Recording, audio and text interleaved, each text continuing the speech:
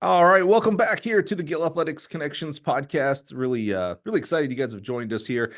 We continue here in season 5, just adding multiple guests that are just adding so much value. I hope you are receiving value because that is really the name of the game here. I'm so humbled to be your host, Mike Cunningham, National Business Development Manager for Gill Athletics, and today we're gonna have a lot of fun. I like learning new things. And so I'm willing to bet I'm going to learn some new things today, and you are as well. Help me welcome the coach of Raleigh Walkers, the wise, the wonderful Mr. Michael Roth. Michael, how are you, sir? Great, Mike. How are you doing today? I'm awesome. I'm probably going to bounce between Michael and Mike a lot. I just realized when I called you hmm Michael and I was like, oh, I was calling you Mike earlier. We'll bunch of mics Either here. one works. Yeah, Yeah. just got a bunch of mics here. Absolutely. Thanks for being here today, man. I'm really excited about this, actually. Really, not only hmm your own journey, which I know a little bit about, but also to just have a kind of a greater discussion of the race walk in general about, where should it fit? Where does it fit? Why should it fit maybe in a larger scale? So I'm excited to have that conversation with you as well, because man, Michael, there are advocates, there are fans, and then there is whatever level you are on. How I feel about coaches, I feel is how you feel about race walking. Like I'm trying to match your energy for race walking towards coaches, man. So I really love passion, and that Yeah. exudes from you in regards to the race walk specifically. Yeah. Sometimes it'd be an unhealthy obsession, I think would be a better way to term it. I'm glad you said that because we're going to have that discussion as well, I think. All right, perfect. Well, Michael, before we get there, you have an extensive coaching background as well, and that's what I wanted to dive into first. So why don't we kind of get in our Wayback Machine here? Somewhere coaching became like an idea of like, oh, it could actually be a career for me, not just maybe something that was done to you, assuming you were an athlete. Where does track coaching, where does it start for you? It really goes all the way back to high school. I was moderately successful. I was sort of like the Swiss Army knife on the team. I could pretty much jump into any event. And between my junior and senior years of high school, my best friend, to sort of segue over to the side a little bit, my best friend at the time was a junior national champion in the race walk. And I just love the sport so much and wanted to learn how to do it so that I could coach it. That was always sort of the mentality. I was like, I figured at some point I'd be coaching this sport. And his father taught me how over the summer. And then I didn't really do anything with it in my senior year. But when I got to college, it was in our college conference. Okay. And the coach, you may have heard of he's a Hall of Fame coach, Steve Borbet. Oh yeah. He's at Bayshore High School. Well, Mhm. I believe he just retired, but um, he was my college coach. And it was in our conference, and he was like, anybody who knows how to do this or is willing to do this gets a varsity letter. And so my hand went up, knowing where I was already on the team. I was like, this might be my shot. Right. And so I originally started out being mid 400 800 guy and just rolled over into that and started doing it as an athlete, but always with that mindset of coaching it. And through college I did a lot of coaching of myself. Hmm. The workouts I kind of got from the coach as distances and times and stuff like that, and then did my own research, but the technical end of it I was self-coached. So let's go back to high school. So one, you were introduced to race walk in high school. That's interesting. Where did you grow up? Because it almost seems like it's pockets of race walking, not universal Yeah. here in the US. I was in Suffolk County in New York, which is part Okay. of the eastern half of Long Island. Mhm. And at the time I was doing it, the boys coaches in New York had already removed the event from the state meet, and it had been there for about 10 years or so. But on Long Island, it was still strong.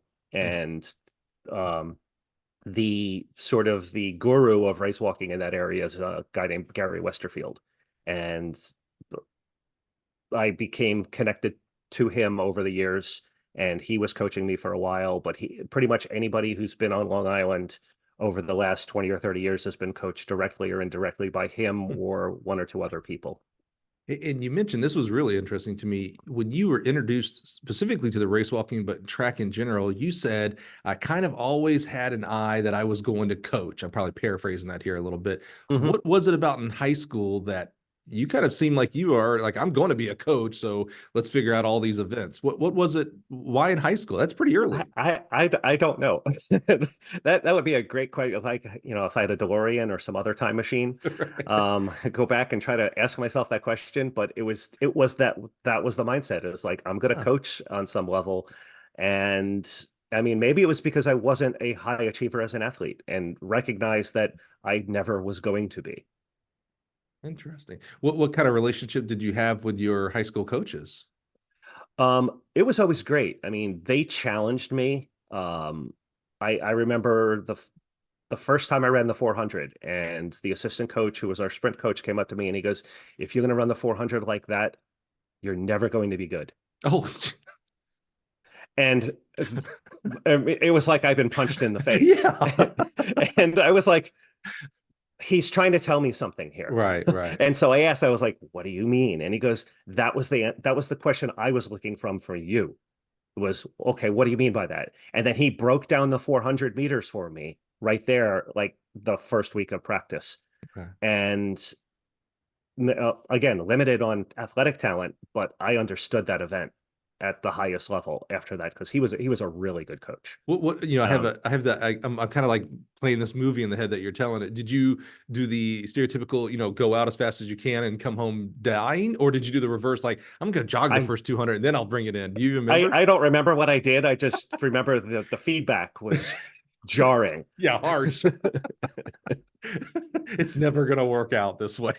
Yeah, but he broke the event down to me, Yeah. and it's the model that the pro athletes use today when they're running the 400. Oh, wow. All the different phases of the race. And I mean, in my older, slower self, when I get out there and do stupid things, and go run in like an all comers meet, it's I still follow that pattern, and it Nice. hurts just as much as it always did. Yeah, just a little bit better outcome at the end. Yeah. Right, right. So where did you go to school and what did you study thinking in your head, I'm going to be a coach? They had nothing to do with it. Is that right? Um, I went to Stony Brook University on the Yeah. North Shore of Long Island. They're a pretty good, pretty successful D1 program now. Back when I was there, they were D3. Hmm. Um, and I went to school for history. Okay. Yeah, so that really wasn't, look, didn't help me in the job market. But with the thought of like, I'm going to go teach history so I can coach? At some level, yeah, there Yeah. was a thought that I was going to teach high school, and that didn't work out. I've been in and out of schools a little bit here and there, but didn't really ever get a full-time teaching position. Yeah. Okay. So how did it go in college though? Because you continued on, you raised your hand as soon as it was at varsity letter time, which I would have done the same. My introduction to track is kind of similar. They said, hey, we have indoor track if you'd like to do it. And I was like, oh, you probably didn't have this attitude. I was like, how hard can indoor track be? And I'll get a varsity letter. Sweet. I learned subsequently that it was extremely hard and I was not very good. But yeah, I was that hand raiser as well. It's like, all right, yeah, cool, I'll do that. How did college go learning the event and continuing on? It was a struggle the first two seasons because Hmm. the technical nature of the event, and I wasn't training for the race walk full time. I was doing a little of this and a little of that, and still doing 400, 800, and running cross Hmm. country. And so, kind of at that age, you really need to be focused on an event area so that you can maximize the motor learning and all that other stuff if you want to dive into the sports science. Um, and I wasn't doing that. I was just trying to get by on. I knew the technique and I was in good shape. But the end of my sophomore year, I went to Coach Morbet, and I was like, I'm a race walker from now on. I'm not doing cross country. I'll train during the fall, but I need to get better at this because this is what's going to help the team the most. And that junior year, I was undefeated in all the race walk events that I was in that were Wow. conference based. I mean, I didn't win pen relays. I got crushed there, but that's all, that's like a pro meet. So, Wow. um, and then my senior year, the only person that I lost to was my teammate who had transferred in from another school, the same guy whose dad taught me how to Oh, race walk. of course. We ended up going to school together for our my senior year, his junior year.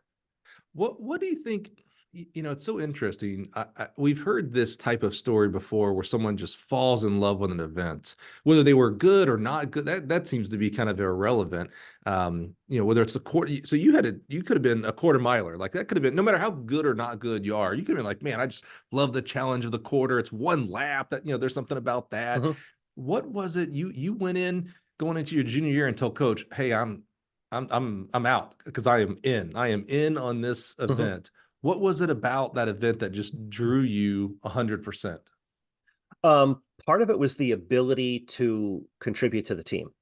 Mm, So as a 400-meter runner or cross country runner, like the joke on cross country that is I was Captain C because I was the um 15th or 16th fastest guy on the cross country team. So I was the captain of the C team. sure. Um, and then on the 4x4, when running track, is I was always the first guy not picked for the relay. Right. So, it Right. was just, you know, I'd be in the third or fourth heat in an open event. So, I wasn't scoring points for the team, and that Mhm. was important to me to feel like I was contributing. Yeah. And this was an area where I could make a difference, and we won conference meets because of my points. Yeah. So, and the coach was like, I see where you're going with this. You want to make sure instead of scoring 2 or 3 points, you want to score 10.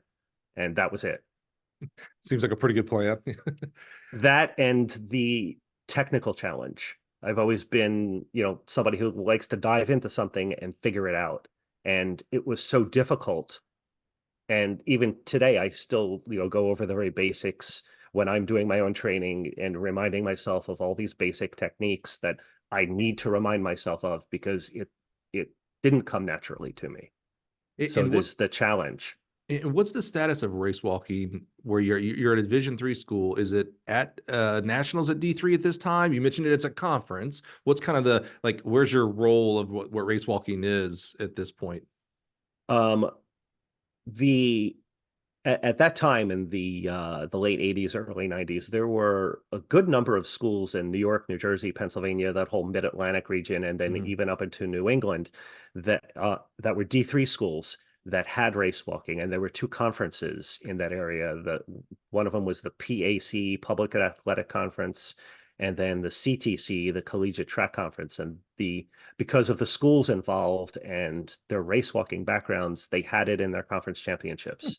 And so it was indoors and outdoors. We had, two big meets every year. And then there was in a lot of the invitationals and dual meets. And it was treated just like every other event in the sport. Hmm. And we were pushing to get it into the ECAC meet Hmm. and then hopefully trying to push to nationals. And it just never happened. Yeah. So your big meet would have been the conference meet. That was where you're going to help contribute to Yeah. the team, and that was your event. And yeah, and it was the culture was big enough there that it was a full heat. Like there was plenty of guys and gals doing it.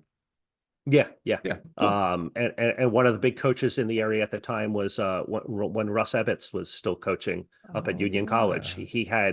He had some just killer athletes up there. Is They used that to right? destroy me. Yeah, I remember Russ. Yeah, absolutely. Okay, so you go through college. Halfway through, you decide, hey, I am a race walker. This is how I'm going to contribute to the team. I love that team attitude from you there. What you graduate? Did you graduate with a history degree? Is that what you ended up getting? Yeah. Yeah, I love it. What was the first? You said you wanted to coach. You got this great history degree. What was the first job out of college? I rolled into grad school Yeah. with the Okay. idea of trying to get a teaching degree. In New York, you need a master's degree to teach. Is that right? Yeah, you're not going to get a teaching job unless you have a master's degree. Mhm. In most of the area, if you go real rural, you might be able to get jobs. But so I went into a master's degree to get the teaching certification, and then at the same time, um, we had a change in coaching at Stony Brook, and there was an opportunity for a grad assistant job, and so I jumped in and was coaching some of the athletes I trained with previously, Yeah. but then was also learning the coaching ropes and you know pretty much being again that kind of that Swiss Army knife type of guy in the office and dealing with recruiting and Mhm. working with some endurance athletes, but then also working with jumpers and throwers. My favorite question. I love that you went into grad school at your undergrad, because my favorite question is always to ask, how did you handle the transition on, I always put it this way, on Friday, you were hanging out with your boys. That was your team, playing, well, you didn't play Xbox back then, but you were having a good time with your friends. Super Nintendo. Yeah. Oh, Super Nintendo. See, I'm an NES guy, but yeah. All right. And then on Monday, it's now grad assistant, but you're Coach Roth. How did you handle that transition? Going from we're peers to I may not be a full-time coach, but I got additional responsibilities over you guys. How did you handle that? It really wasn't an issue Yeah. because I think partial because the head coaching situation had changed, and so Mm. there were different expectations and the like. I don't recall it ever really being an issue because many of the people that I had been teammates with had either graduated or the younger team members who were there were in different event areas, so we didn't have as much of that buddy mentality. But Right. you know, I don't recall it ever being a concern in either direction. It's just this is my job now. My Yeah, role has changed, and that's the way it is. that's good. Love that. I think, with the grad school for coaches, I think that's awesome. Because I think when you're that young, when you're 20, 21, 22, 23, you should taste a lot of things to figure out what your actual life is going to be about. It's still crazy to me that we make 18-year-olds pick a major that's going to be their career path their whole life. It's like, man, you're 18, you don't know anything. Yeah. But I think, like, this is going to be a harsh statement. I think more people who go to grad assistant coaching should get out of coaching than not. And here's what I mean by that is it's there to try it out and see if you really like it. And if not, great, you're getting a great degree. You've got a great undergrad degree. Maybe you go on and start a business or, Hmm. whatever. How did you enjoy the coaching? And you'd been doing some kind of coaching and things like that, even as undergrad in high school and stuff. How did the now kind of more full-time coaching go for you? And did it hook you? Was it like, oh yeah, this is, I'm supposed to be a coach? Um, it was the most enjoyable part of the day, other than the times where I really enjoyed the academic end, the research end of academia, Oh, taking interesting. my the master's degree. I'd be in the library till midnight. Wow. I loved doing research. Hmm. Uh, but the being in the office and working with the kids, I was still a kid then too, but um, and then I really got involved with the recruiting, and this was the just around the time where high tech came out, and so I was a computer guy, so getting involved right at the beginning when they had their old DOS version and trying to figure out how to time meets with that thing, and it was not easy. It was a Yeah. mess. The early versions were difficult. Yeah. Um, but so getting into meet management and then Hmm. that rolled me into officiating and it just sort of piled everything right on top of each other. So where did you go after grad school? Did start teaching, coaching? I was doing some club coaching after grad school, a little bit of high school, and then it's mostly been either high school or club, and now it pretty much exclusively club. I mean, there are some high school athletes that I work with, but they're you know a lot of that ends up being remote work too, Hmm. which is great with the internet that you can coach people. And other than like doing like we're doing right now, Hmm. there's an athlete in Florida that I was coaching her for like 2 years before we had ever really met Wow. face to But face. but you went into full time. You coached at some institutions, right? Mostly high school. Yeah. The time at Stony Brook was I think it was about 5 years or so, where I Hmm. was there, either part-time or full-time, that grad assistant sort of thing. But going from there, it was a bunch of different high schools afterwards, both in New York and in North Carolina. No collegiate. No other collegiate, no. Okay, got it. Okay. Not for lack of trying. We'll Yeah. say, Yeah. I still have the folder of emails and resumes and cover letters that I sent out, and it was well within the triple digits over the years. And Why do you think that is? um, code, I mean, it's a community of people who know each other, and being more on the race walk end, it's difficult to break into that community because I was doing more walk-based coaching than I was doing the NCAA traditional events of, what people are used to, and it's sort of being isolated from the interactions. So it was a difficult bridge to gap or to Hmm. cross. And, I realized that, and I also realized that this is what I really enjoyed working with. Hmm. So let me just stay in my lane. Hmm. And I've applied to, 4 or 5 jobs over like maybe the last 15 or 20 years or so since when I was really looking to do it full time. And it's things that were open that were local. Hmm. So it wouldn't have involved me, packing my life up and moving somewhere.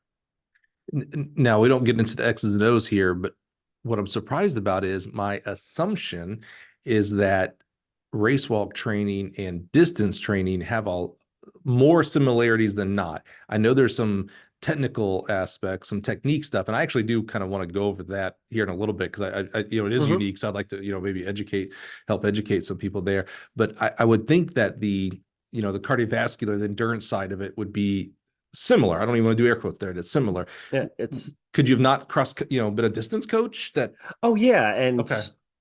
and I've worked with runners Yeah. on and off, but having had that, when people see race walk, they don't realize that it's 99% the same thing. I mean, Sure. you're taking somebody's body and you're making them go from A to B in a Right. time period. Right. So you're gonna learn, all the different thresholds that you need to work within, how you build up their endurance base, how you're working on speed and paces, and it's just math after that. Hmm. Um, and then it's the only difference on the technical end is the arms, and really the arms are moving the same way. It's just the way you're putting your feet down. Right. Right. Well, it's amazing, Michael, when you look back at your career so far, it has been from the outside looking in, it has been very singularly focused in the race walk, which is we're already in a small sport. We're the most participated sport, both on high school and collegiate level with track and field. But in generalization of TV ratings, payment of coaches, payment of athletes, things like that, we're already in a niche sport as it is. And now, inside of track, we talk about niche events, right? Pole vaulting or throwers, etc. Mhm. Now we're taking it down even farther of a niche because we're talking about an event or events that aren't happening in the majority of high schools, aren't happening in the majority of colleges, aren't happening in the majority of elite meets. I think every Team USA has a race walking component to it. Correct me where I'm speaking wrong here, but I think of the Olympics, World Champs, those all have a race Yeah. walking, components to them. And you have continued to be the megaphone for these events, like your advocacy to add them to high school and collegiate and et cetera is unmatched. It's unparalleled that I know of. You may say, oh no, there's 5 other me's out there, but certainly on the where I live on the social media side, I see the passion and the megaphone of you coming out completely. How has I love that, by the way, because I love passions. That to me is what makes people so amazing over every other group in the world. Giraffes don't have passion; they have passion to eat and survive. Panda, humans are Mhm. like, man, I find something, I lock into it.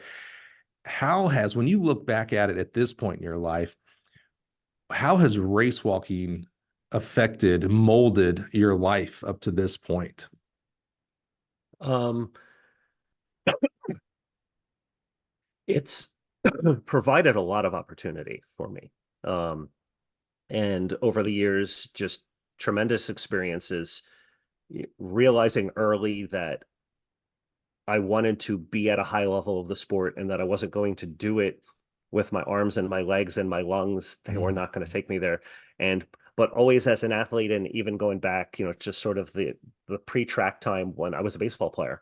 And again, that it became a mental game for me because the physical talents weren't there, but I outthought my opponents, and just being able to use those skills to advance myself. I looked at it and said, well, I want to be around the pro end of the sport. How do I do that? Well, I can try the coaching aspect of it. And like you said, it's already a niche sport. And then I went into the quantum realm and, That's a and went good into way the to put smallest. I was Ant-Man stuck in the quantum realm, it. and I've I'm been a Marvel trying to, guy. I get yeah. that. And finally the van turned back on and I shot back out. And then there was no one here. Um, but Right now, some aspect of people listening are like, that was the greatest analogy I've ever heard in my life because I'm a Marvel person. Other people are like, what in the world is this guy talking and about? this I'm with you. literally I just love came it. to me right I now. love it. um, but that's kind of where, and I've always liked to help people. So the coaching aspect becomes part of that. But then becoming an official was how I bridged that other gap and filled that need in my own life was, being able to officiate at the few Olympic trials, dozens of big meets around the country, a couple international events, and then family got in the way, and I was like, that's too expensive to be traveling around the world when I need to buy diapers. So took a big step back from that, and but I can still be effective and liking to help people, and feeling like I'm making a difference in the sport in an area where it's needed. Like, how many distance coaches do you know? Cross country coaches, like, thousands, thousands and thousands, and sprint coaches and jump coaches, and even when you get to something like the pole vault, which is pretty niche, you can rattle off people. I mean, Becca. I mean, we think of Becca right off the top. She's one of my favorite people. Love her. But there are hundreds and dozens of those. But then it's like, again, taking the pin pills and get go into my little world. Just being able to have an effect on the sport on a large level is kind of, where my head is with it. It's clear you have a servant leader heart. I love how you said that, that works for others. Who, you mentioned a couple, what other coaches poured into you and helped guide you towards this continual serving others? Oh, I should have put a list together. That's okay. Well, I always put people on the spot. Don't worry.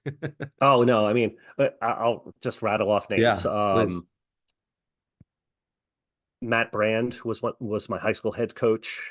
Maybe at some point, I don't even know if he's online. I haven't spoken to him in years. I'd love to reconnect with him if he's watching any of his track stuff. He was a great guy. He was a lot of fun. Art Curtis, I'm not sure if he's still with us. He was a bit older, but those were my two high school coaches. Steve Borbet was my college coach, and I talked to him probably once a month still, and it was 30 something years ago. Gary Westerfield, um, Jake Jacobson, who recently passed, I think it was about a year ago, he passed away, but still in touch with some of his family, his son and his daughter, and the relationships that you build over the years. But other coaches that I've just had the opportunity to work with as peers. There's a friend of mine from South Carolina, Ian Watley. I don't think a week goes by that we don't bounce something off of each other. Dave McGovern up in New York. If you've ever heard, he more than anyone, and you think I'm the Pied Piper race walking, this guy actually makes it his entire career. I don't know that he's ever had a real 9-to-5 job. He's been a race walk coach his entire life, and he does clinics all around the world. Wow. And that's, I mean, he literally lives and breathes the event. But having these friends and colleagues and people that were mentors, and then you kind of, you're on the sort of the same level with them, and you're speaking at this, at the same events, and it's no longer master and teacher. You're both kind of masters together, and you have your own dojo. That's good. I love that. I love that. We are built on the shoulders of other men and women out there. So what's interesting to me is, you mentioned a lot of great people that have poured into you, and it's sometimes hard for us to imagine it, but there are people that are standing on your shoulders, Michael. There are race walkers, race walk coaches, race walk advocates, track advocates beyond a single event that have learned from you, have watched your passion, and have emulated that because of what you've poured into others. So I love, kind of seeing that full pyramid, if you will, that never ends, by the way, of people that, have come because of you, and then because of you, because of others that you have come from as well. So I appreciate hearing those people. I love it. I love it. Excuse me. Okay, let's have a conversation here. We could have our own podcast, by the way, the Mike and Mike show here, which could be dangerous. I think there was one on WFAN in New York. Yeah, was they might have owned that one already. Yeah. Was probably the key word there. Okay. Oh, it was Mike and the Mad Dog. That's what it was. It was Mike and the Mad Dog. We might make that come true right here as well. Okay, I want to have a discussion about race walking. And I mean discussion, not argument. I'm gonna be real. What's the word here? Not humble. I'm gonna show some humility and tell you a couple of mistakes that I've made in regards to race walking. And I do not make them anymore because of we learn from hopefully we learn from our mistakes, and I luckily have learned from this. But I do want to explore a little bit about the race walking, where it sits in our vernacular today, where you think it should be, in your own role in that as well, as it relates to what you do for your passion and your outreach and outspeak for the event. So let me tell you a few mistakes. So I used to come from the attitude of that race walking was the dumbest thing in the world. I'm sorry. I know that hurts you so bad, Michael. I feel bad even saying I don't anymore. There are times when I agree with you. Okay, good. That makes me feel better. I used to, feels like a long time ago, teach USATF level 1 coaches education courses. And I'm a sprints hurdles background, so I never taught the distance. But at one school, the distance coach, an emergency came up, and I did have to coach or teach the distance. Now, I used to work for Al Schmidt at Mississippi State, who is one of the just, brilliant, scientific guy. I remember the first track meet we go to when I was working for Al at Mississippi State, and he's reading a physiology book, and like a textbook. And I was like, what a nerd. I was like, I would never love it though. I love that.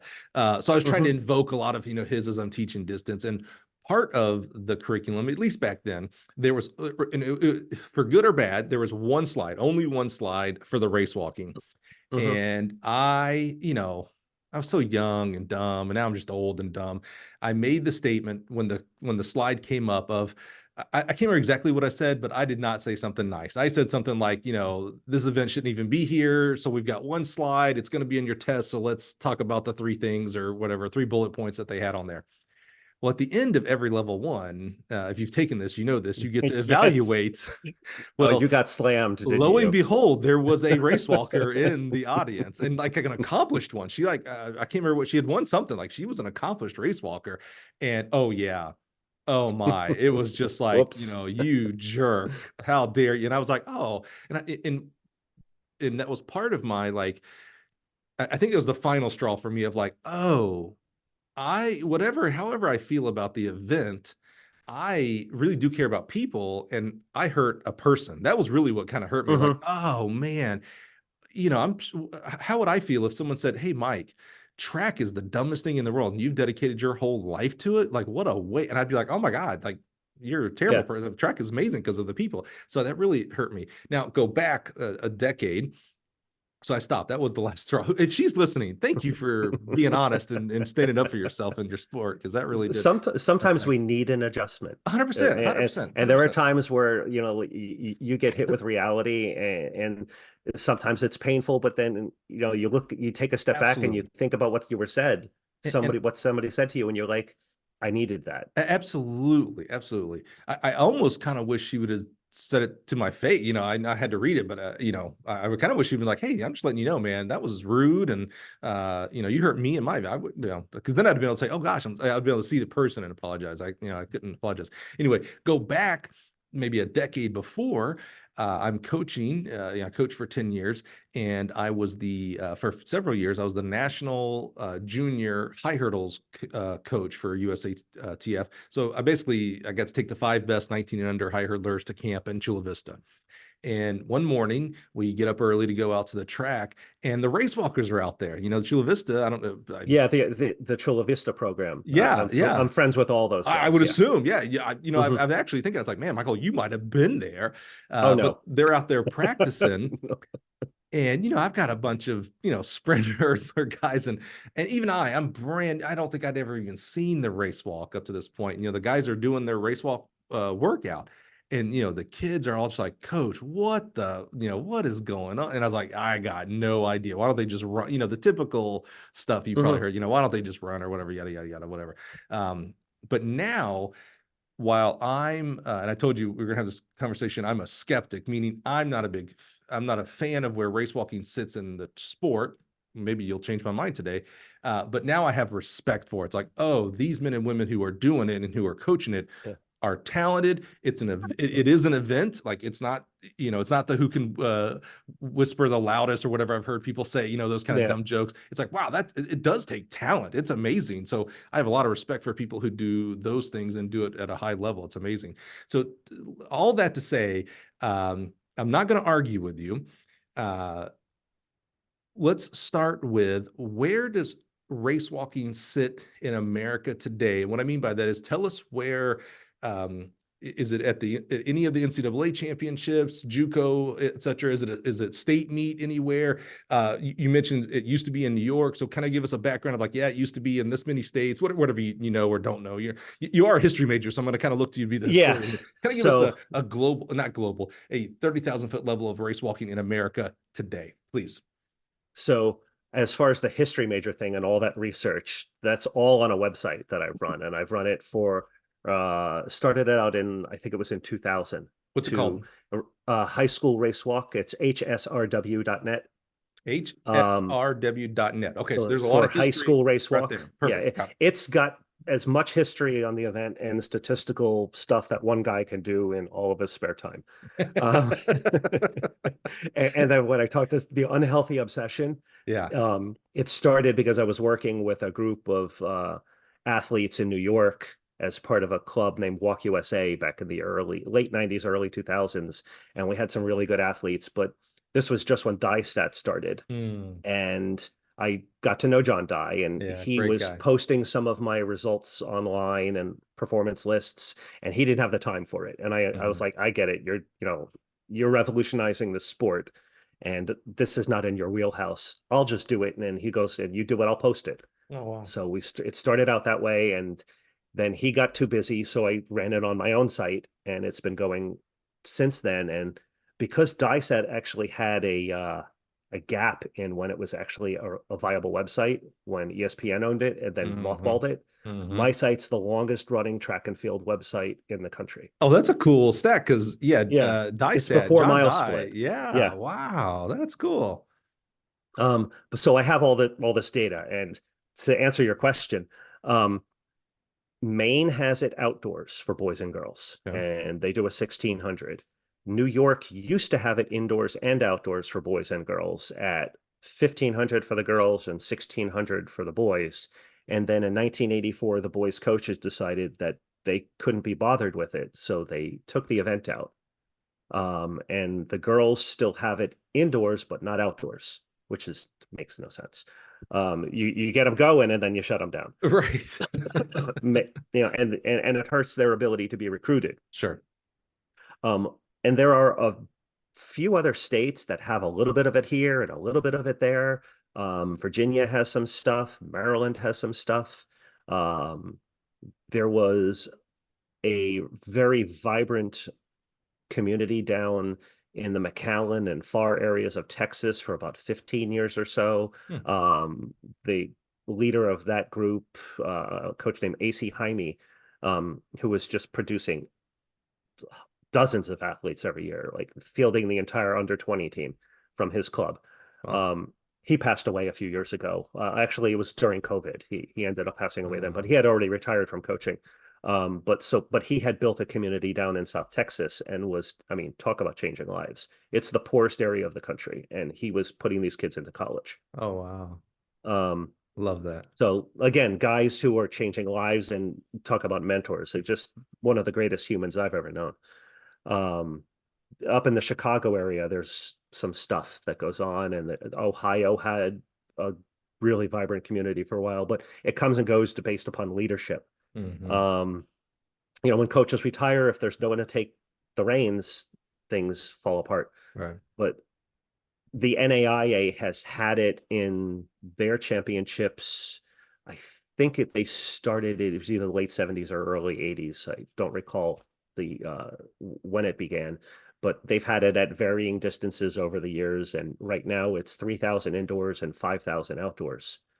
And they I don't know if you know who Evan Dunphy is, I a know the world name. championship and Mhm. an Mhm. Olympic medalist. He came through the NAIA, was an NAIA champion, Mhm. and now, he's probably one of the top 10 walkers of all time at this point. Wow. If he's listening to this, his head's going to be like, "Oh no!" No, And but and no, and he's he he's and actually one he's of the most humble guys ever. and he's American because my Canadian.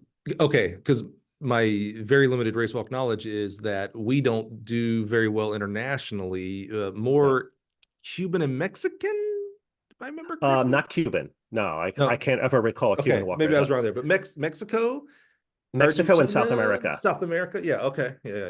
Yeah, Brazil, Ecuador, Colombia, Yeah, Ecuador, right. Okay. Mexico, though, and then Canada's had some success. Okay.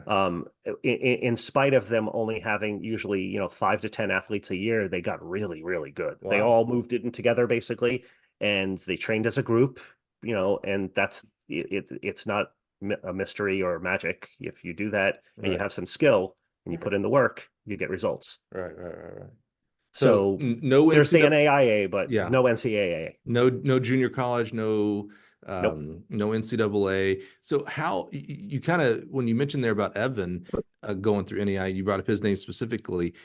That I kind of get the idea that not a lot of our Team USA athletes, men and women, are going through the collegiate system. Then, so how are they being birthed, so to speak? Um, we try by hook or crook to get anyone to do this. Mhm. A lot of the Team USA athletes come through the NAIA. Occasionally, you get situations. You may be familiar with the name Tim Seaman. He was on the track at Oh, Chula Vista of course. when you were out there going, "What are Yeah, these people yeah, doing?" yeah. Um, he's a coach at Koyamaka, I think is how you pronounce it, and Like he's legendary. Like I know that as yeah, soon as you said the name, it's like, oh yeah, I remember that guy's name. He was on every team. Yeah. yeah. So he's the cross country and distance coach out there with I think Tom Hunt is out there as well. And why am I drawing a blank?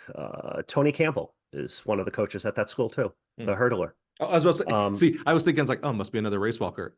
But I know no, him as no, the the hurdler. hurdler. Oh, wow, that's a No, the heck of a hurdler. staff. Wow. And they're all out at there in what I believe he's in administration, but they're all out at the school, and it's a junior college, and he's taken athletes that came to his cross country team and said, you're not a great cross country runner. You know who names are horrible with my sometimes Nick Christie. That's who I'm thinking of. Nick Christie was a decathlete in high school and went to this college and went there for 2 years. And Tim Seaman converted him to a race walker, got him a scholarship to Missouri Baptist. He went there and he won the NAIA championship, broke the national record there. Wow. And now he's an Olympian, but he was a decent high school and junior college decathlete. Right. He wasn't And going to the Olympics in decathlon, though. no, not Right. unless he bought a ticket. That's awesome.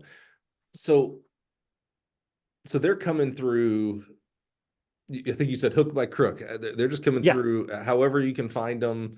Okay, so let's talk a little bit about not technique. Let's get a little bit more in the weeds here, though, a little bit.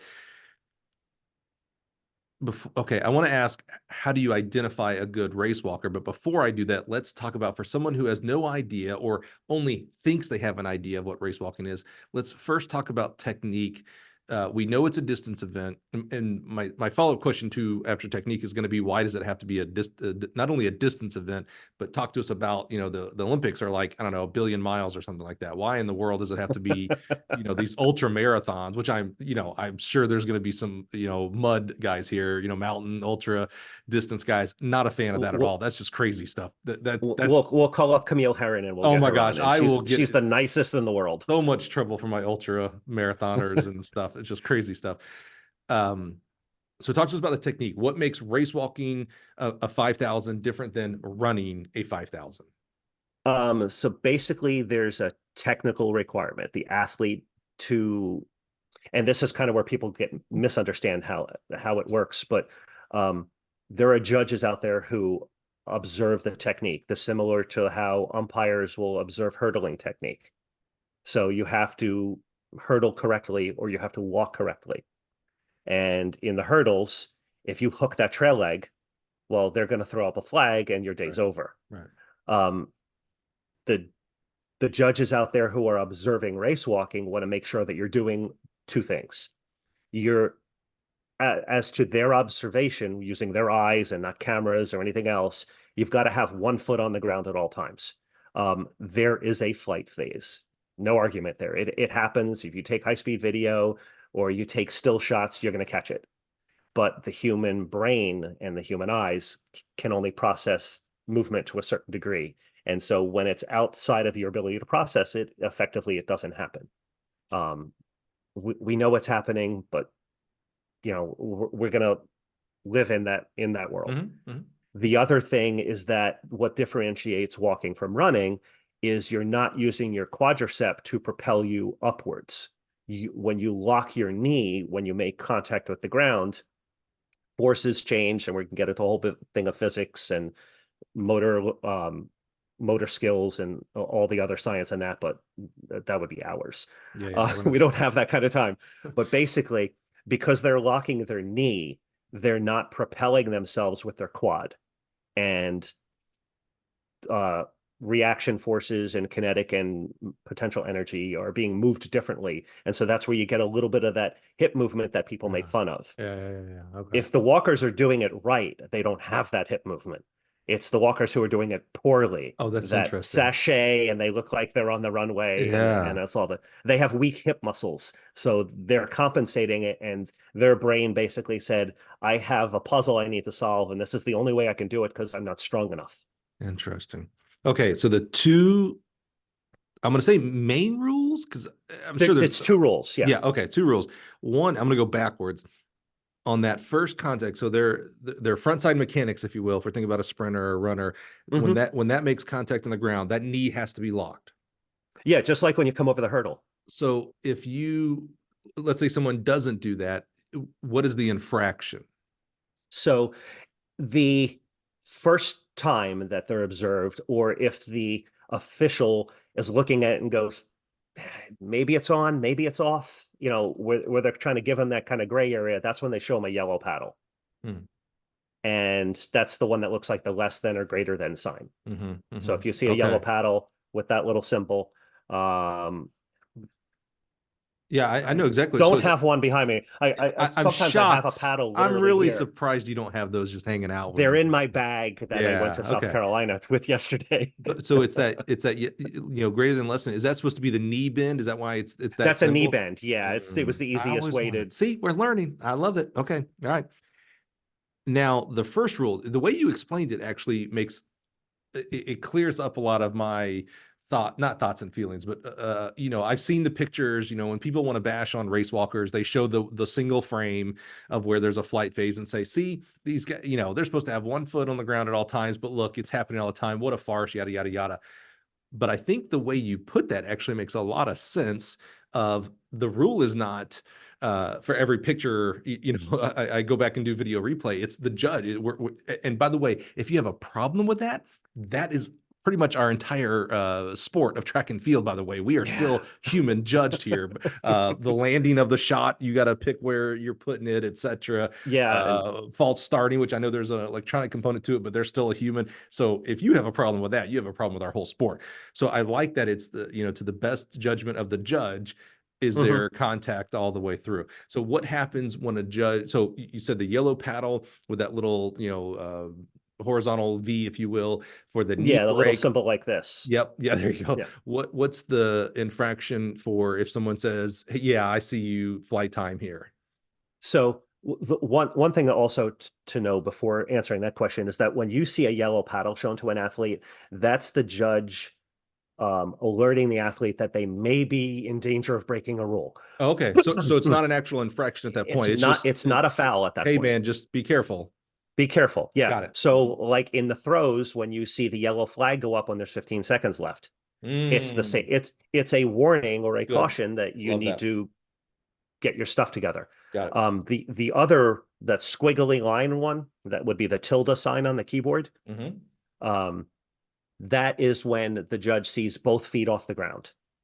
Is it still yellow? It's still a yellow paddle. Okay, Yeah, so it's still the a judges will have two warning. paddles. Yeah, and so they show those paddles to the athletes when, in their observation, they believe that the athlete is in danger of breaking one of the rules, and it's our way of saying, hey, get yourself checked out, go through whatever it is that your coach has taught you to make these corrections. And then if they see it again, that's where you get what they would call a red card, and those get turned in. And it's the same kind of red card that you'd see in a soccer match.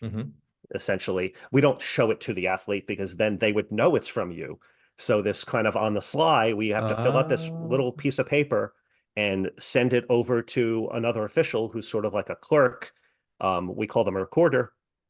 And then they post the violations on a board so the athletes know when they have fouls. And if they get 3 fouls in most races, and for the discussion, we don't have to go over the 4 fouls in the penalty lane that international races use. But basically, they if they get 3 fouls, and it needs to come from individual judges, so say you were walking and I write you up a red card for a bent knee and it gets turned in, you're not disqualified. You have 1 foul. Like if you foul on the long jump, you still got 2 more attempts. The other judges out there on the course then need to make a determination independently of mine that you also have committed fouls when they see you. And then if 3 of those come in, then the chief judge shows them a big red paddle and their day is over. Okay, a couple questions. So does that mean there's a minimum of 3 judges per race? If there's not 3 judges, it's not a legal race. Is there a maximum? On the track, it's 5, and on the road, it's 9. And if and when they get 3 fouls, again, I don't care if no one listens to this podcast. I am learning a crap ton about race walking. Thank you for this, man. Okay. When and if they get 3 red cards from 3 independent judges, I get that component. I love that comparison to the long jump fouls as well, by the way. Meaning they're now they're DQ'd, right? They've got the 3. Do they get DQ'd? Let's say they're in the middle of 5,000. This all happens in the first 2,000 meters. Do they get told at 2,000 meters, hey, you've had 3, just stop? Okay, good. So they don't have to complete the race and then find out. Yeah, and they're removed on purpose, because if they have those 3 fouls and then if they weren't pulled out of the race, they could affect someone else's race by deciding that they're going to change paces, run alongside them. I mean, at that point, they're like, I'm already out. Who cares? So we remove them from the race so that they can't contaminate the athletic opportunity of the other athletes. Got it. And backtrack here real quick. I was just thinking about participation. No NCAAs, but yes, an NAI, no JUCO, some high school, and definitely some club. AAU and USATF juniors and stuff like that?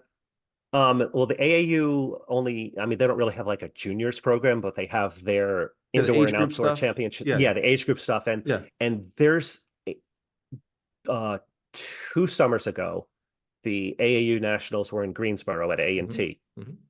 And they had 350 walkers, 20 races, and I had to chief judge all of them. Oh, jeez.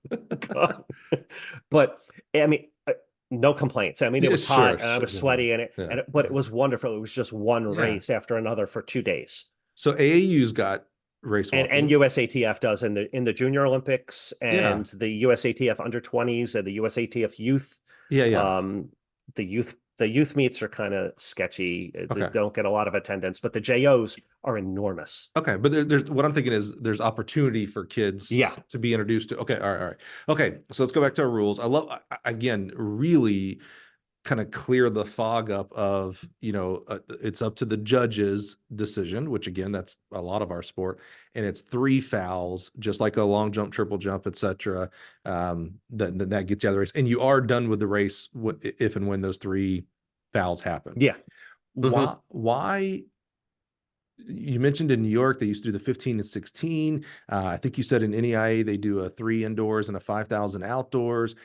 And then when we get to, and I'm not sure about you, you tell me about like USA trials, but I know, and maybe I shouldn't even say that. I don't know. I believe the Olympics and stuff are like the 50K type stuff. Walk us through what are those distances and why in the world do they have to be so far? And I don't mean that like I why. don't know. I mean, like I just would think like, oh, I could probably be more palpable to watch a 1,600-meter race walk. I'm Yeah. not watching a 50K race walk, just like I'm not watching a 50K bike ride, to be real honest with you. So tell us about the distances and So so at the, sort of the pro level of the sport, the under 20 meet used to be a 5 and they moved it up to a 10.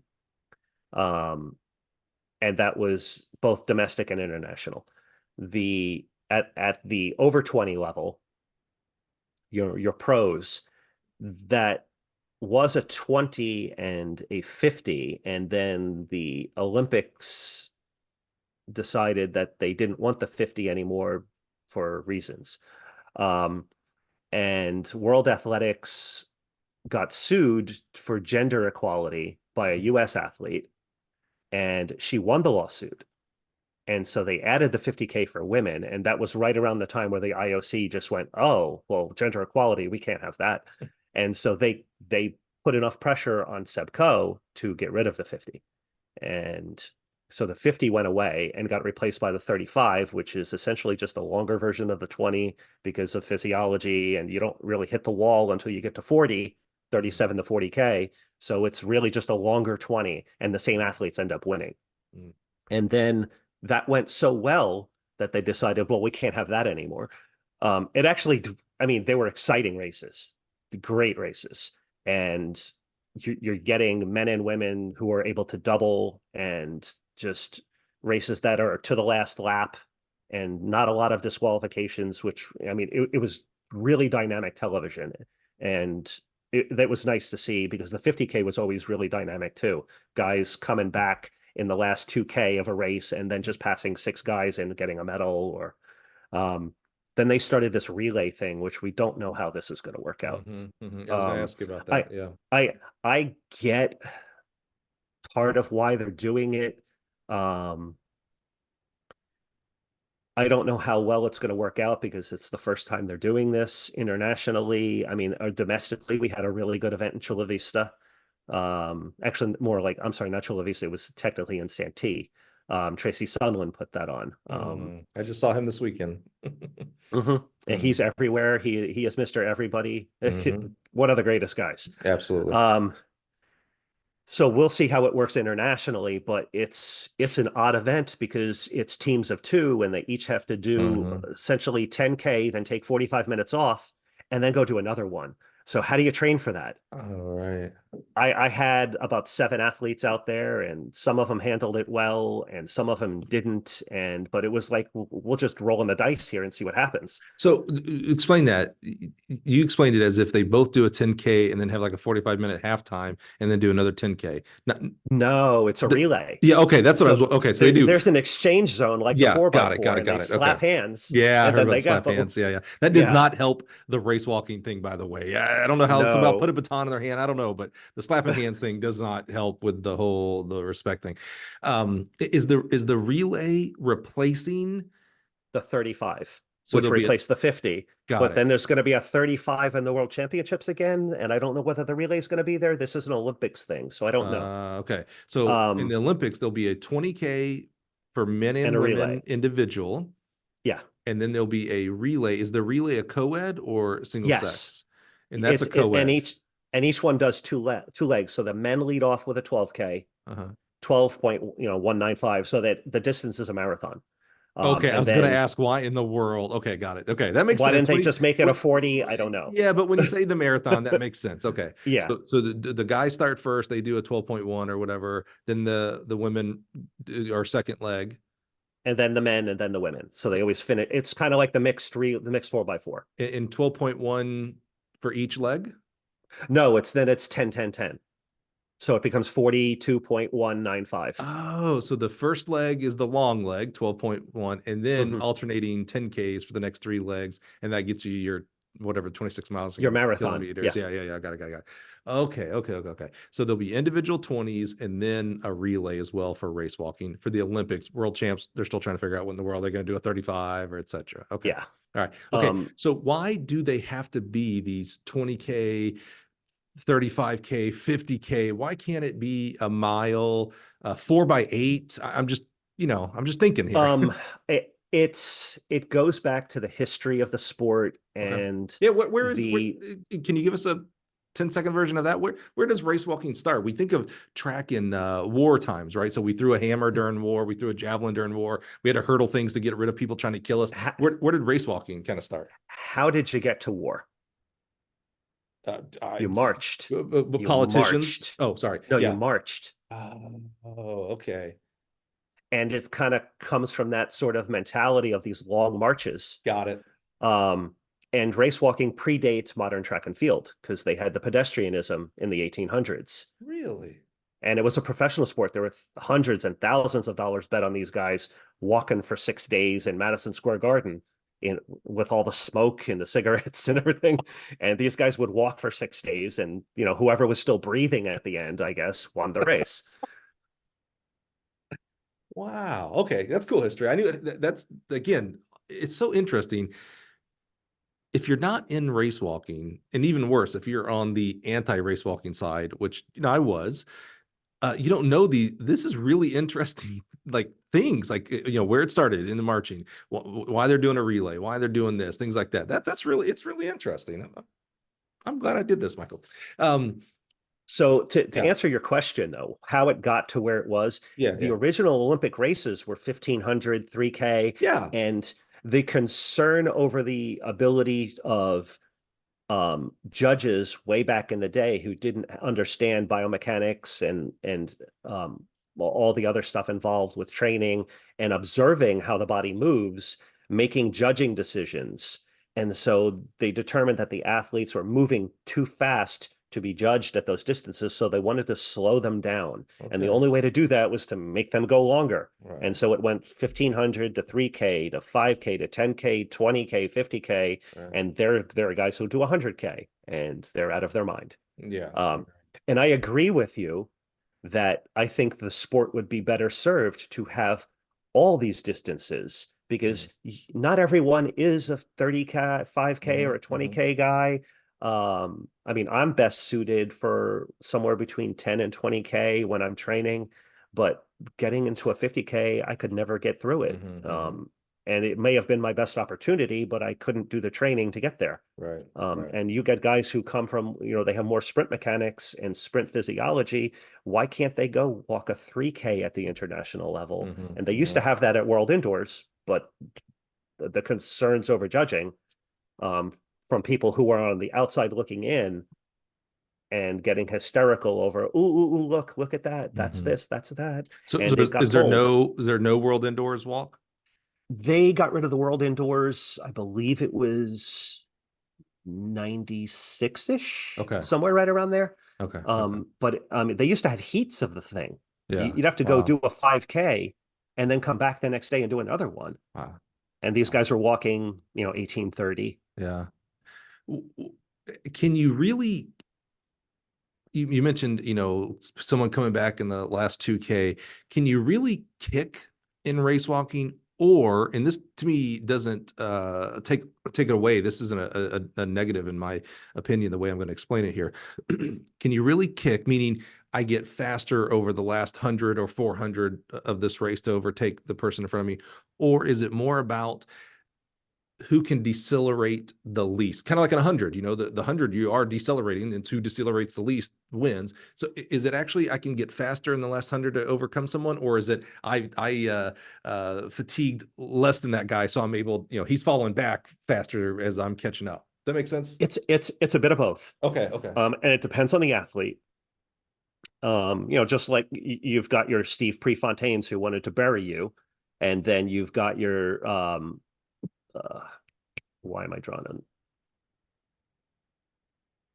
a blank on the Kenyan who became an American, this 5K guy. Meb? Not Meb, no. He was a 1500 5K guy, but you just never wanted to have a slow pace because he was going to kill you in the race. And he's a coach at Arizona now, and why I can't remember his name, I don't remember. But they would always just sit and let him kick, and it was like, what are you doing? You're just letting him win. Kip, we're gonna be upset that we can't remember his name when we're done with this. I can see his face. That's why I wasn't saying anything. Is like I can see his shaved head. He would always racing Rupp and Great would guy. just sit on Rupp and get him. But someone's yelling at us right now. Yes, they're like, why can't you remember? He's the greatest American ever. Why can't you remember his name? Because I can never remember anyone's name. That's why.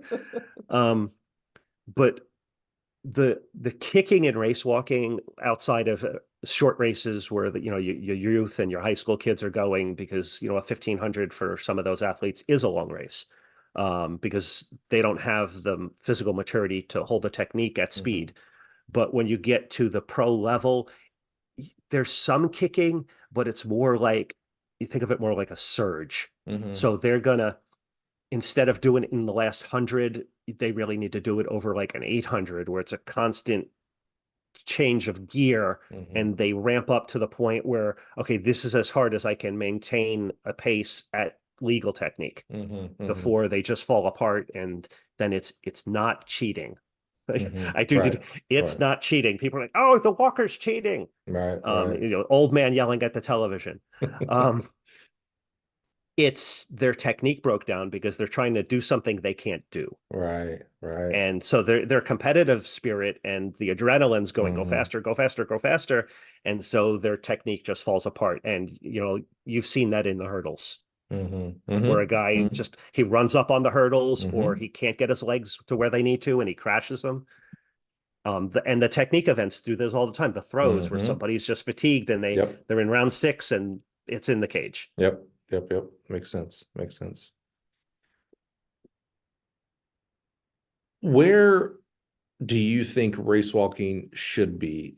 And let me preface that as you're thinking about how you already have the answer, because this is what you do your whole life.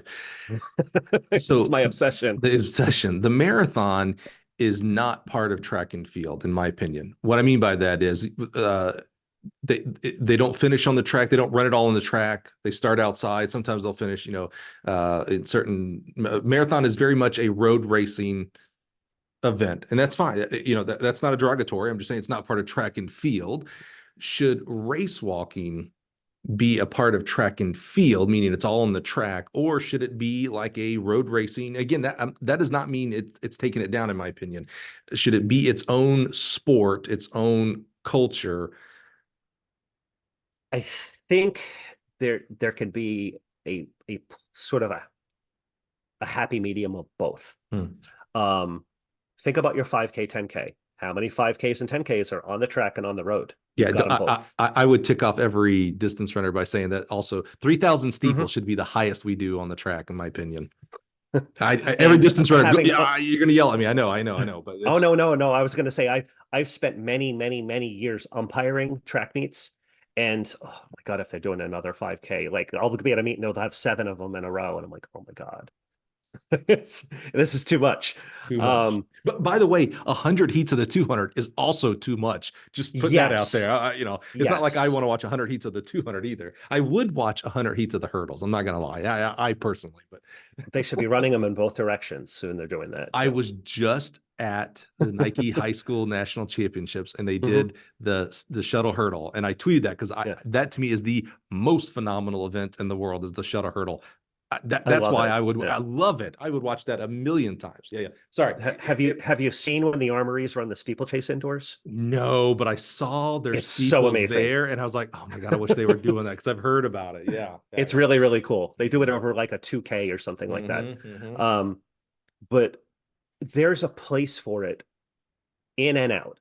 And because most of the pro level of race walking is road based, athletes need to get used to that world if that's where they're going to go. Right. But having race walking have a an existence and a vibrant existence on the track at the same distances without the steeplechase, because that'd be a little messy. I'm not really sure how you judge that. Right. But we joke about it often. We should do the 3K race walk steeplechase, but you give us 10 meters on each side of the barrier. Right. Yeah. Right. So we can hurdle. And I would have done well in that because I ran the 400 hurdles in school, so I know how to hurdle. But yes, it can have a place. The same way you have your 15s, your 3s, your 5s, your 10s. And in the areas of the sport where it does exist, I don't understand why it's not in the same number of meets that you would have for your runners. And that's even with the programs that are supporting it. And if you're taking your 1500-meter runner or your 5K runner to a meet every weekend, why is your race walker staying home?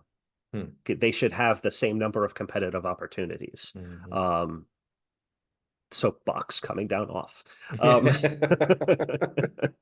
But it's a slow progression, and I'm constantly talking to coaches and trying to get them to recognize that the benefit it is to their own athletes, because the more times you race, the better you're going to be at racing.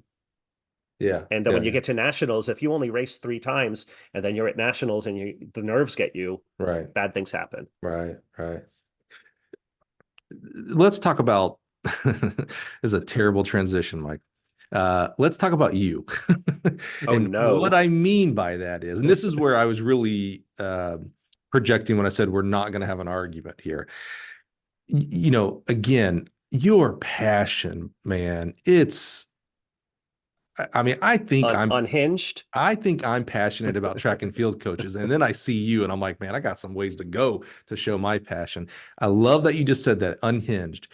There are times, Michael, and this is where either this interview just derails and never sees the light of day, or because Mike and I are, both of us are adults, we can have this conversation.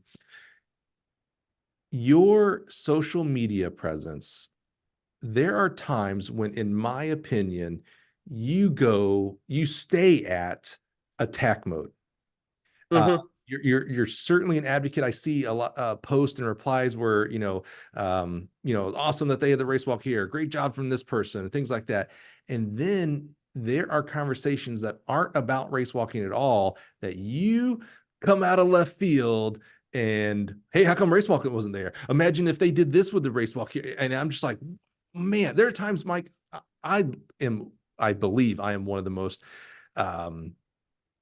empathetic people when it comes to social media, meaning I know we don't always show our true colors there. Like sometimes we, because we got our thumbs, we can say some things. And so there are times where I'm like, man, Mike, why would you step in here? Why you've replied off of some of my stuff that I'm just like, why? Mike's had nothing to do with you, Mike. But I also know, man, Mike is a caged tiger for race walk. So I also get that, do you ever, you said the word unhinged. Do you ever, I'm going to say the word regret. Do you ever have some regret sometimes? Yeah. Okay. Yeah. I have shot myself in the face. Okay. Quite a number of times. Okay, Yeah. that's tough. Yeah. You commented. We had Cliff. There are times where, yeah. We had Cliff Rivelto on the show, head coach at Kansas State. If you haven't listened to that, you got to go back and listen to it. He was great. And we talked at the end. I wanted to make sure I had a conversation with him about 2 things, changing track and field that I knew he was involved in and maybe had some passion for. One was raising the women's hurdles from 33 to 36, and the other was moving the women's heptathlon to the women's decathlon.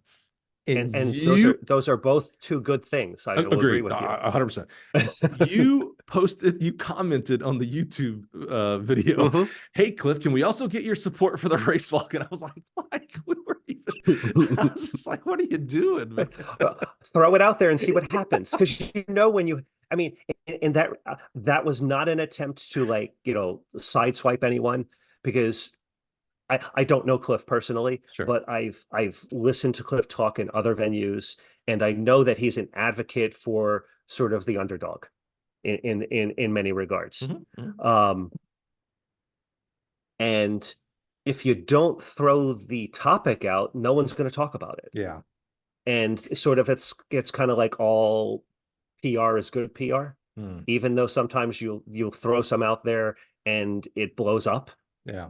And it doesn't work out the way you wanted it to do, but at least somebody was talking about it. So there are times, and that was in that case, that was what I was looking to do. It's like, oh, let's just see, does Cliff even have an opinion on it? Right. And he's entitled to whatever opinion he has. Yeah. He's earned that, and so does pretty much everybody else. But why don't we have that? What would be the reason? Because I've asked coaches privately, coaches who were at institutions like the University of Houston, like, why don't we have a race walk? What's the rationale behind it, other than I just don't want to deal with it?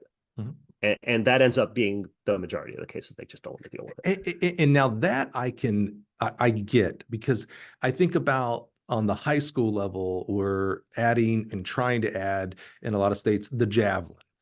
And a lot of the pushback, the pushback always comes back to what I call a fake pushback, and that's safety. And I'm always like, you do the discus. If you can do the discus, you can already do the javelin in regards to safety.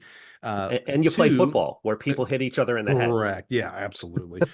and two, the other thing comes back is, and it's more privately, because no one wants to kind of say this, the quiet part out loud of, I don't want to deal with that. I don't want to learn how to coach. And it's like, that's a terrible excuse. Yeah. I'm from the state of Alabama, and we figured it out, for crying out loud. So you can't tell me that Texas, all these other states can't figure out how to eventually coach it. You can learn clinics, etc., and become a good javelin coach. So I do agree with you in regards to the race walking side of like, hey, you don't want to deal with it. That's why you're not giving kids an opportunity. That doesn't seem like a very valid pushback. And then when the same coaches are out there going, well, this is an opportunity for everyone. We're an inclusive sport, diversity, equity, inclusion, whatever buzzwords you want to throw out there. And then 5 minutes later, they're going, oh, no, can't talk about that. Except for the race walk. Right. Yeah. Right. I do have to ask you a question. Alabama or Auburn? Neither. I went to the greatest university. I went to the greatest university in the world. I went to Troy University. My son's name is Troy, so it is Troy first, and then somewhere not too far down. I did grow up very close to Auburn. I had a lot of friends that played there. So yes, Auburn over Alabama. I'm sorry, Dan. I know Dan Waters. My girlfriend would have made me ask if she was in the room, because she's an Alabama grad. Oh gosh, I'm so sorry. Not so sorry. I don't mean that negatively, because again, I'm a Troy guy first and foremost. All institutions are great. Only one of my sons was named after an institution, and that was Troy. So yeah. T is on top. Is that why? Troy, baby. It's always, that's where I found my faith, my love of life, track, everything. Everything came from my years at Troy University.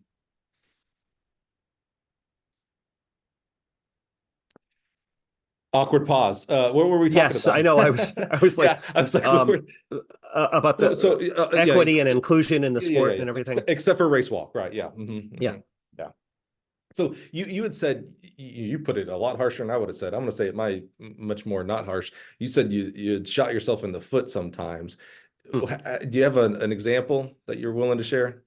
That's a tough question. Off the top of my head, no, but I'm sure there are 1,000. If I scroll through my Twitter, I'm sure I could find them. Someone's called you the race walking jerk, I imagine. But I'm sure they use other 4-letter words. Sure. But I imagine no one has not participated in the event because of that.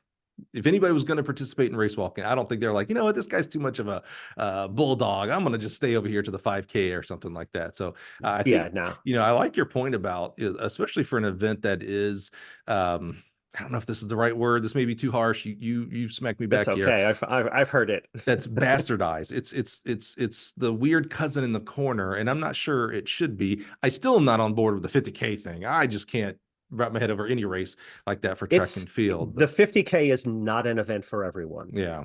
And Yeah. I, as much as I was passionate about supporting it, I understand where they're coming from when they're trying to have a mass market sport that appeals to larger audiences. Yeah. And as compelling as those races were especially over the last decade, I get why they went away from the 50K. Mm-hmm, mm-hmm. And to offer the opportunity at these shorter distances where things are quicker and they're done in an hour, on the business end, it makes sense. I get it.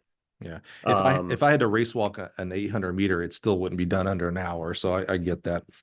Where so wrap us up here, Mike. Where is race walking going? What's in the works? What you talked about some of the changes we're making on the Olympic level. Still hasn't moved maybe to the world champs level from what I'm hearing.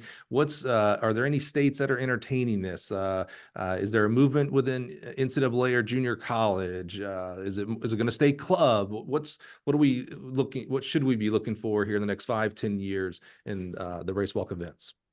So the focus primarily of the grassroots / youth and collegiate development areas is to build numbers, to get, a bigger bottom of the pyramid. Sure.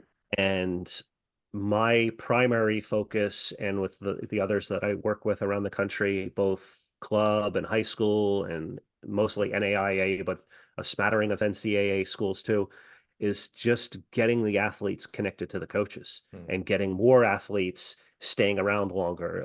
If you look at the youth end, there's a drop off from the lower age groups, the 12 and under, and then once they get to 13 and older, the participation numbers kind of drop by about a third to a half because a lot of these athletes now have high school teams where they don't have the opportunity, and so they're not with their club anymore, or if they are, they stop race walking because they're doing more running. So trying to grow that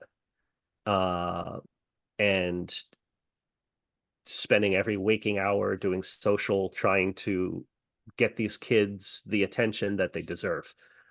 Taking that and trying to push that lower end growth in the youth end and then to the high schools, where I got a message the other day and that they're looking at something in Connecticut, and I don't know what's going to become of it, but we'll see. The NAIA is sort of the one bucket where there's been some level of success both in the high performance and in the growth of just the average athletes and participation. And over the last 4 years, the participation level at the NAIA has doubled. Oh, I was going to ask, is it strong? Like, there's no talks of removing it from getting NAIA. there. Okay. Well, at the coaches meeting every year, there's some harebrained scenario proposal that comes from a handful of coaches, which is just the same massaged language, twisted and turned, sort of like a congressional bill that they try to get passed to remove race walking, and they'll hide it or they'll be open about it. But once you look at it and you go, oh, I see what they're doing here. They're going to use this to get rid of race walking. There was the one this past year, and the coaches shut it down yet again. Because why are you telling another coach what he can and can't coach? I mean, you don't have to coach it. That's fine. But don't tell another coach or another athlete what they can and can't do. The opportunity should be there. If you choose to give those points away, thank you. I know coaches who will take them. But so over the last 5 or 6 years or so, in even with COVID shot in the middle of that, the participation numbers on the NAIA have doubled, and it should only get better. And this year, for the first time, they had heats in the national championships, just like they do for the 3,000 run. They had heats of the 3K, and the talk is that they may go heats in a final in the future. And because if they can run it, why can't they walk it? Right. And so it's growing that and trying to build. I've been trying to spend more of my time, energy, money, whatever, building that lower base, because if you don't have that grassroots bottom of the pyramid, you can't ever have the elites, because you're just going to self-select out. That's right. That's exactly right. Yeah, that makes a lot of sense. Michael, this was more fun than I thought. I knew I was going to learn some stuff, and I learned a ton. Like, actually, you really kind of lifted a veil off my eyes in regards to the competition side of it, of the three fouls, and the event rules are the human nature of the judge, not any one still photo and video and things like that. So that was really phenomenal. Where do we go to learn more? Someone out there is listening and is like, hey, you know what? Either I have it at my club, but I really don't know a lot about it, but I'm not going to give up those points, but I'd like to learn more. Or someone's listening right now and they're like, hey, you know what? Maybe I should at least look into it. Maybe there's an opportunity for kids in my area. Is the right place to go is the hsrw.net? Is that the first place to kind of Yeah, go? that's sort of like the clearinghouse of everything that both I've put together and linked to other resources. And so there's a bunch of statistical information on there. There are links to other websites where you can learn things. And um, taking a cue from everything that you've been doing, and I know we talked about this earlier, but the I too yet have a YouTube channel, Yeah, I've meant to ask and that. I'm glad you said that. Yep. the high school race walk YouTube channel, which is linked on the website. But if you just search for HS Race Walk on YouTube, you'll find it. There's just short of 1,000 videos on there of all different areas involved with race walking, with training, with coaching.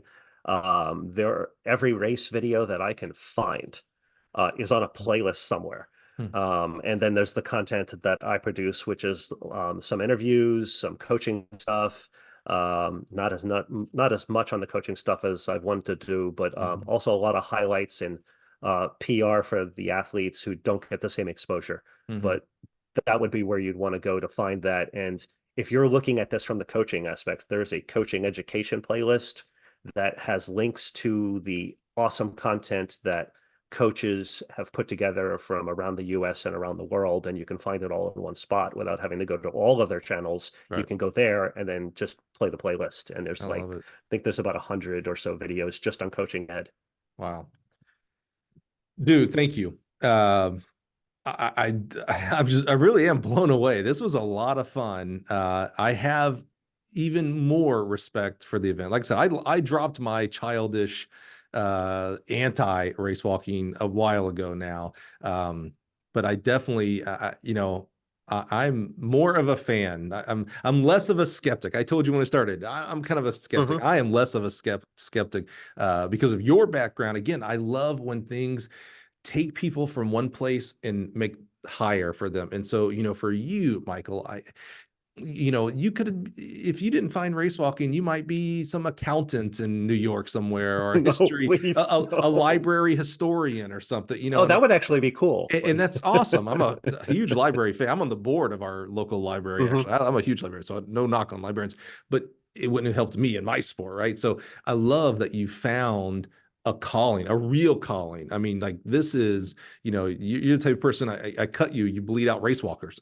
You bleed out yellow paddles. That would have been a much better joke. Yeah, I was gonna say, yeah, Yeah, probably that's yellow much better, paddles. much better, much better. And so I love that. That is really what interests me in the human race is passions. And so, it's evident, and I love it. I love that, hell or high water, you're gonna megaphone for race walkers. And I have a lot of respect for that because, I'm similar-esque on that side for track and field coaches in general. So I Mhm. really love that, Mike. And I'm so thankful for you, man. You're thankful for your time. It's one of the, you missed out on like 20 tweets to go get someone during this time here. So I'm just so thankful for your time and your passion, and really grateful for you. Thank you very much, and I appreciate the opportunity. Absolutely. All right, go check out hsrw.net, and then also on YouTube. If you just search HS Racewalk, that'll get us there. Yeah, if you go to youtube.com/HS Racewalk. Oh, HS Racewalk. Perfect. Go there, check it out. And I would challenge you, if you have any inkling of like this should be in your club, or maybe, you know what, I love that the NAI has doubled participation, but something tells me that there are still a lot of NAI schools that are not participating. It's kind of like the schools that don't do pole vaulting. And I love how Michael put that. You're giving up those points. Thank you. I'll take those. Stop giving up those points. I bet you there are coaches out there right now that aren't doing the race walk for their program that could and should be doing it, and you do it at a pretty high level because you're a really smart coach. So I'd encourage you, reach out to Michael on social media. I'm going to go out on a limb. If I Google his name, his email or something will pop up as well. But reach out to him, and if he can't be the one to help you because of geography, etc., he's got a network. So I just encourage you to reach out. Yeah. Yeah, I figured. Yeah. I was going to say, I've got a list of all the recruits for 24 and 25 Oh if you're looking to gosh. recruit. Yeah, come So on. Let's get this started. Let's with their Instagrams. let's double the double in NAIA, because I agree with you, Mike. The base has to get bigger if you're going to have a higher point. And, I've seen in Team USA where we don't do, historically, we don't do great. We've had great people like Seaman and many others, but we need to, just like we want to dominate all of our track events. Well, this is part of track and field, so let's dominate the race walk as well. So Michael, thank you so much for being here. Thank you guys and gals for being here and listening. Just so humbled that you guys be here every week, man. So let's join us next week and we'll do it all over again. Thanks, everybody. Have a good one.